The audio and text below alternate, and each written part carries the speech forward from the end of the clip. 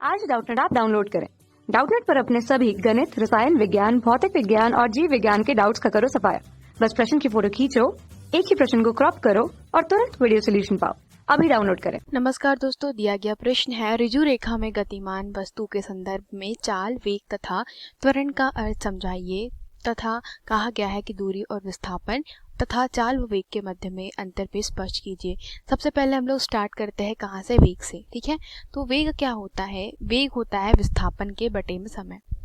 ठीक है, तो विस्थापन के बटे में समय, या आप इसको कुछ इस प्रकार से समझ सकते हैं कि प्रति इकाई समय में जो चली गई दूरी या तय की गई दूरी जो होती है उसे ही क्या कहते हैं? वेग कहते हैं। ठीक है, तो यहाँ पे वेग का जो मात्रक होता है वह होता है मीटर प्रति सेकंड। ठीक है, और यहाँ पर अगर बात करी जाए किसकी? वेग की, तो वेग कैसी होती है? वेग एक सदिश राशि होती है।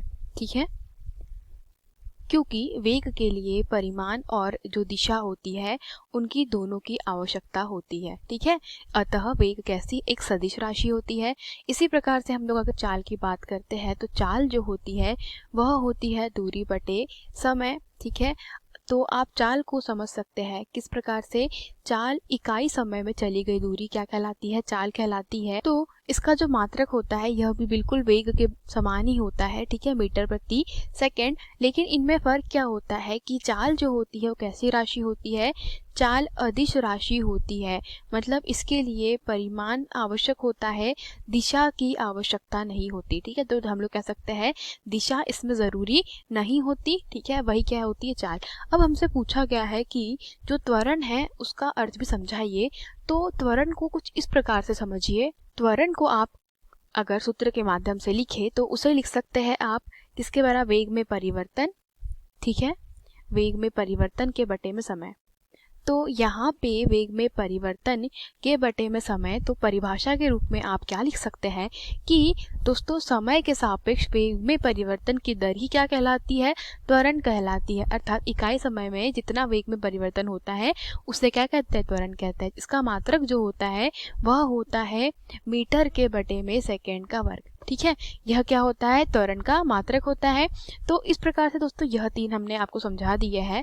अब हमारे पास में दूरी और विस्थापन में अंतर तथा चाल व वेग के बीच में अंतर पूछे गए हैं। तो चाल और वेग के बीच में अंतर से पहले हम लोग दूरी और विस्थापन के मध्य में अंतर देख लेते हैं। ठीक है, तो दूरी और दूसरा क्या है? विस्थापन। तो यहाँ पे अगर दूरी की बात करते हैं तो दूरी जो होती है एक दोस्तों अदिश राशि होती है। तो सबसे पहला जो इसका अंतर होता है वो क्या होती है कि दूरी एक अदिश राशि है, मतलब दूरी के लिए यह आवश्यक नहीं है कि आप किस दिशा में चले हैं, बस परिणाम ही काफ़ी है। ठीक है, और दूसरे इसके विस्थापन की बात करी जाए तो विस्थापन कैसी राशि है? एक सदिश राशि है, अर्थात दिशा का ज्ञान होना इसमें आवश्यक होता है। तो दूरी जो होती है वह कुल तय की गई, मतलब हम लोग कह सकते हैं कि कुल वस्तु के द्वारा जितना हम लोगों ने चला है या जो तय किया गया रास्ता है वो दूरी कहलाएगी। तो दूरी में हम लोग कह सकते हैं कुल तय किया गया रास्ता होता है। ठीक है, कुल तय किया गया रास्ता। ठीक है, जबकि विस्थापन में क्या होता है कि किसी समय में वस्तु के द्वारा एक निश्चित दिशा में तय की गई दूरी। ठीक है, तो तय की गई दूरी तो रहेगी लेकिन वो कैसी होना चाहिए? एक निश्चित दिशा में। ठीक है, तो हम लोग इसी को क्या कहते हैं? विस्थापन कहते हैं। ठीक है, ये हमारे पास में इसका दूरी का और विस्थापन का अंतर था। अब बात करते हैं तीसरा जो इसका उदाहरण होगा, जो अंतर होगा वह यह होगा कि दूरी जो होती है वह तय किए गए रास्ते पर निर्भर करती है। मतलब आपने रास्ता कैसे बनाया, मतलब कैसा चला है। जैसे कि आप अगर ये कुछ इस प्रकार के रास्ते पे 8 बार चल रहे हैं तो आपकी दूरी कितनी जाएगी? इस रास्ते के जितनी दूरी है उसका मल्टीप्लाई बाय 8 कर देंगे तो उतनी दूरी आपने तय की गई है। लेकिन विस्थापन में क्या होगा? अगर आप यहाँ से प्रारंभ किए हैं और घूम फिर के आप यहीं पर आ गए तो विस्थापन 0 होता है। ठीक है, ये बात आपको पता है। तो यहाँ पे दूरी को हम लोग कह सकते हैं कि यह रास्ते पर निर्भर करती है। ठीक है, रास्ते पर निर्भर, जबकि जो विस्थापन है वह रास्ते पर निर्भर नहीं करता। ठीक है, वह रास्ते पर नहीं, किस पर? दिशा पर निर्भर करता है। ठीक है, तो इसको अब चौथा इसका अंतर हम लोग क्या लिख सकते हैं कि दूरी हमेशा विस्थापन के परिमाण के बराबर रहेगी।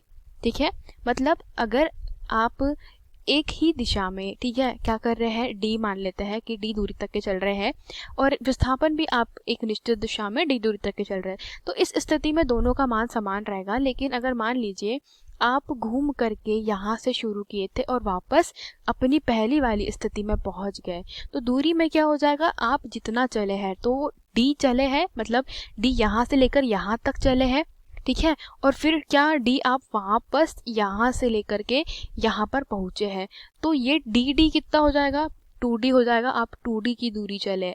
लेकिन विस्थापन में क्या हो जाएगा, अगर आप यहाँ से शुरू करें, ठीक है, और फिर यहाँ पर ख़त्म करें, फिर आपने क्या किया, फिर वापस से आप इधर से शुरू करें और फिर आपने वापस से यहाँ पे ख़त्म किया, तो यहाँ पर विस्थापन जो होता है डी, उसका मान 0 हो जाता है। ठीक है, तो हम लोग कह सकते हैं यहाँ पर कि दूरी का जो मान है वह विस्थापन के मान के बराबर हो सकता है, मतलब दूरी बराबर डी लिख सकते हैं, परंतु जो विस्थापन होता है, ठीक है, वो हमेशा कैसा होगा, विस्थापन सदैव दूरी डी से छोटा रहेगा। ठीक है, मतलब दूरी डी है और विस्थापन को अगर हम लोग एस से प्रदर्शित करें, ठीक है, यहाँ पर हम लोग विस्थापन को एस से प्रदर्शित करते हैं, तो यहाँ पर विस्थापन जो होगा एस होगा, तो लगभग बराबर होगा, या हम लोग इसको लिख सकते हैं कि दूरी जो होगी सदैव बड़ी होगी, किससे, विस्थापन से, या विस्थापन जो होता है छोटा होता है दूरी से।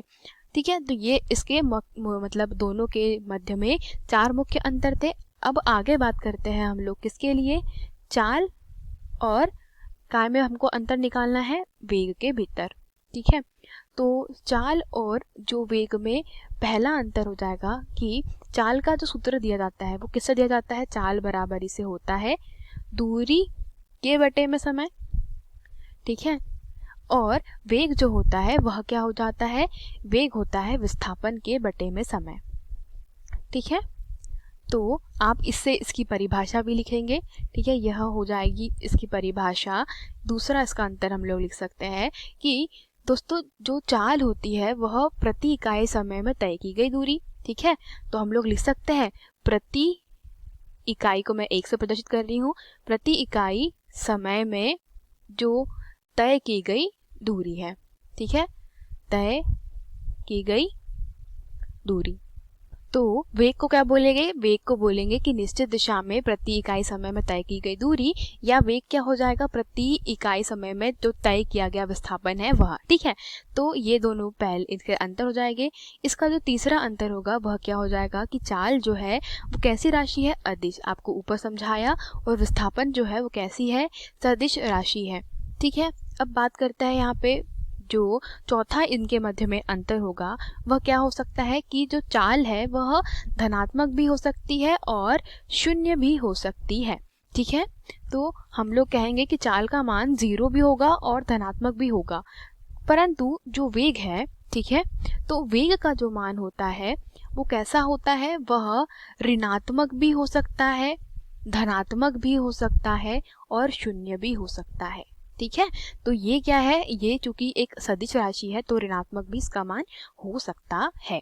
ठीक है, तो ये हमारे पास में कुछ अंतर थे किसके मध्य में, चाल और ये वेग के मध्य में। ठीक है, और ये हमारे पास में दूरी तथा विस्थापन के मध्य में अंतर है। ठीक है, और दोस्तों ये इनकी परिभाषा है बेसिक सी। ठीक है, यही हमारे प्रश्न का उत्तर है। धन्यवाद। कक्षा 6 से 12वीं से लेकर नीट, IIT, JEE वो एडवांस के लेवल तक 1 करोड़ से ज्यादा छात्रों का भरोसा।